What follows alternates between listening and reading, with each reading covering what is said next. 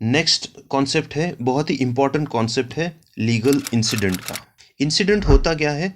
Accessory. Accessories मतलब क्या होता है? अगर कोई भी एक थिंग है, उसके साथ अगर कोई और चीज़ अटैच्ड होती है तो वो कहा जाता है एक्सेसरी।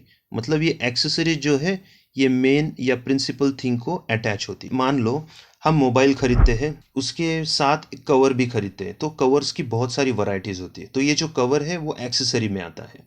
तो प्रिंसिपल थिंग क्या है? मोबाइल है, उसके साथ ये कवर अटैच्ड होने वाला है, तो ये लीगल इंसिडेंट हो गया या फिर ये इंसिडेंट हो गया, ये एक्सेसरी हो गया। और एक एग्जांपल से ये समझ कर लेते हैं। मान लो एक पर्सन है ए, दूसरा पर्सन है बी। ए ने बी को उसका लैंड सेल किया है, तो वो जब लैंड सेल किया था तो वो प्रॉपर्टी में एक रास्ता भी था, मतलब एक वे था या फिर पाथ था। तो जब ये प्रॉपर्टी बी परचेस कर लेता है तो उसके साथ वो जो वे है या फिर जो कोई रास्ता लैंड को अटैच था वो भी ट्रांसफर होने वाला है। मतलब ये लीगल इंसिडेंट हुआ, जो रास्ता है वो लीगल इंसिडेंट है, वो लैंड को या फिर वो प्लॉट को।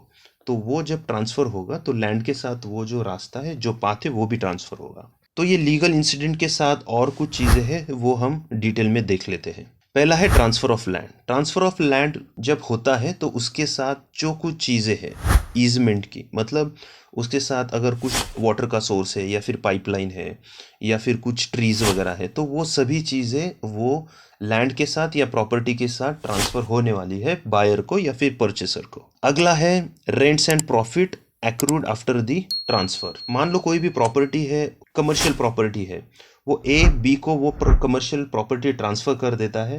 तो जब भी ये प्रॉपर्टी परचेस करने वाला है तो उसके साथ वो जो कमर्शियल प्रॉपर्टी है उससे जो बेनिफिट आ रहा है वो भी ट्रांसफ़र होने वाला है। मान लो कोई रेंट आ रहा है या फिर उसको कुछ एक्स्ट्रा इनकम आ रहा है, तो वो सभी चीज़ें वो जब ट्रांसफ़र होगा तो उसके साथ ही वो सब कुछ चीज़ें ट्रांसफ़र होने वाली है।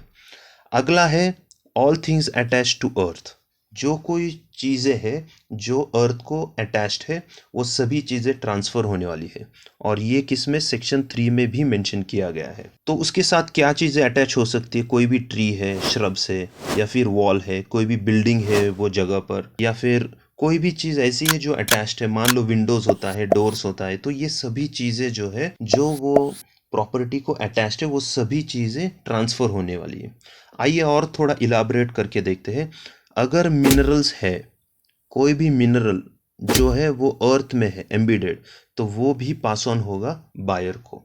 मतलब कल जाकर अगर बायर ने वहाँ पे अगर कुछ माइनिंग वगैरह करता है, वहाँ से कुछ मिनरल्स मिलते हैं, तो वो जो मिनरल्स है वो भी बायर के होंगे। अगला है ऑफ मशीन्स। अभी मशीन्स जो है वो अर्थ को जो कोई मशीनरी अटैच्ड है वो भी ट्रांसफ़र होने वाला है या फिर वो भी लीगल इंसिडेंट में आता है। अगर मान लो मशीन है तो उसके साथ भी अगर कोई मूवेबल पार्ट अटैच्ड है मशीनरी को तो वो भी ट्रांसफ़र होने वाला है। जैसे कि नट बोल्ट हो या कोई स्क्रू हो या फिर कोई भी डिटैचेबल पार्ट हो, तो वो भी ट्रांसफ़र होने वाला है, और वो सब चीज़ें किस में आती है? लीगल इंसिडेंट में, क्योंकि वो मूवेबल है लेकिन वो मशीनरी को अटैच्ड है, इसलिए वो भी ट्रांसफ़र होने वाला है। मान लो कोई भी प्रॉपर्टी का अगर ट्रांसफ़र हो जाता है या फिर हाउस का जो है वो ट्रांसफ़र हो जाता है, तो उसके साथ जो कोई ईजमेंट है, वाटर कनेक्शन है या फिर कोई कुछ भी है, तो वो भी उसके साथ ट्रांसफ़र होने वाला है।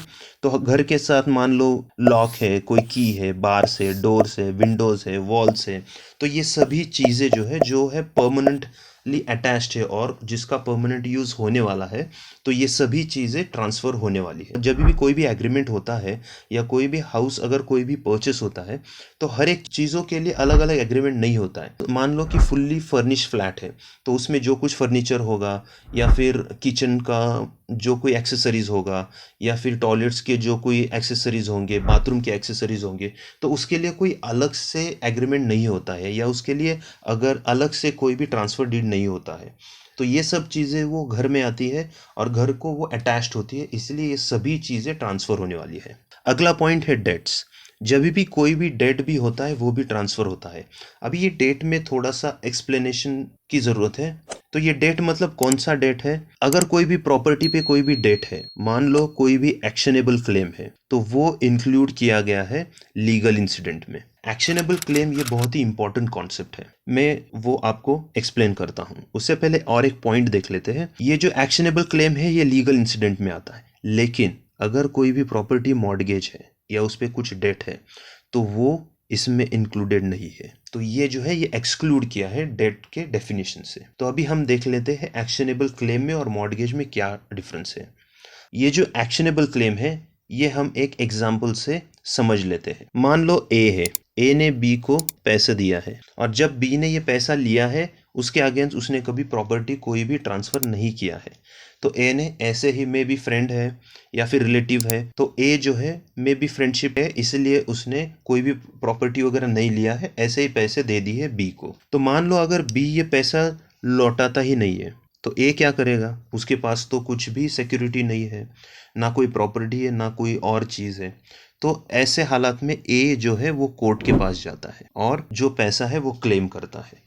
तो ये जो चीज़ हुआ है या ये जो सिनारियो है ये आएगा एक्शनेबल क्लेम में। इसके ठीक उल्टा अगर मॉर्गेज है तो ए ने अगर बी को कुछ पैसा दिया है और बी ने उसके रिटर्न में कोई भी प्रॉपर्टी गिरवी रखी है, तो मान लो अगर बी कुछ पैसा नहीं देता है तो ए जो है वो प्रॉपर्टी से उसका पैसा ले सकता है। तो ये दोनों डिफरेंस है। तो मॉर्गेज जो है ये लीगल इंसिडेंट में नहीं आएगा, लेकिन एक्शनेबल क्लेम जो है वो लीगल इंसिडेंट में आने वाला है। अगला पॉइंट है इंटरेस्ट ऑन मनी। ये भी इंपॉर्टेंट कॉन्सेप्ट है। इंटरेस्ट ऑन मनी, जब भी कोई भी ट्रांजैक्शन होता है मनी का, दो पर्सन में मनी है उसके बाद का जो इंटरेस्ट है तो वो जो इंटरेस्ट है वो भी परचेसर को या फिर बायर को मिलने वाला है। मान लो ए है, उसने अपना एफडी बी को ट्रांसफर किया है। जो एफडी था वो 1 लाख रुपीस का था। अभी ये जो एफडी ट्रांसफर हुआ है ए से बी को, बी ने उसको कुछ विड्रॉ नहीं किया, उसने ये एफडी वैसे ही रखा है। 1 साल बाद बी को वो 1 लाख पे 10,000 का इंटरेस्ट मिलता है। तो वो जो इंटरेस्ट मिला है तो वो इंटरेस्ट जो है वो किसका राइट है, बी का, ना ए का। ए उसे क्लेम नहीं कर सकता है। तो उस पर जो कोई राइट होगा या उस पर जो कोई इंटरेस्ट होगा वो बी का राइट होगा। तो ये बहुत इंपॉर्टेंट है। मान लो 500 रुपये ए ने दिए हैं बी को और बी क्या करता है, उसे वो 500 रुपये बैंक में डिपॉजिट कर देता है और जब ये बैंक में डिपॉजिट कर देता है तो 2 महीने बाद मान लो उसको 100 रुपीज़ का इंटरेस्ट मिलता है। तो ये जो 100 रुपीज़ है ये बी के है ना ही ए के। क्यों? क्योंकि बी ने उसको डिपॉजिट किया था और उसको उसका इंटरेस्ट मिला है। तो ये जो accruing interest after the transfer है, तो ये है कि जो इंटरेस्ट मिलता है उस पे परचेसर का या फिर बायर का या फिर ट्रांसफरी का राइट होता है। तो ये था हमारा सेक्शन 8। तो आई होप ये सेक्शन 8 आपको समझ में आया होगा। आगे हम देखेंगे सेक्शन 9 जो है मोड्स ऑफ ट्रांसफ़र। तो वो टॉपिक हम डिटेल में देखेंगे। तो आज के लिए इतना ही, फिर मिलेंगे सेक्शन 9 के साथ। तब तक के लिए धन्यवाद। जय हिंद।